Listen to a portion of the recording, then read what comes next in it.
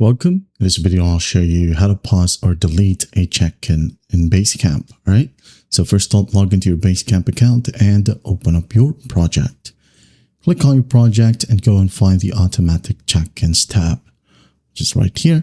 Click on it. Just go ahead over to the question itself. Click on it.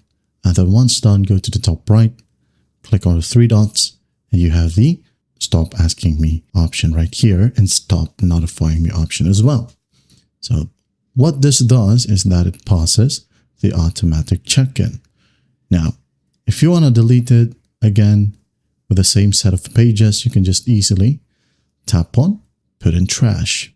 Okay. Or if you don't want to delete it entirely, you can just put it to archive. Okay. And if you want to as well, you can go ahead and click on edit if you want to change the specific check-in. All right. Once you're done making the changes, you can now go ahead and click on save my changes right here at the bottom and you're good to go. That is how you pause or delete a check-in Basecamp. Well, I hope this video helps and I'll see you in the next one.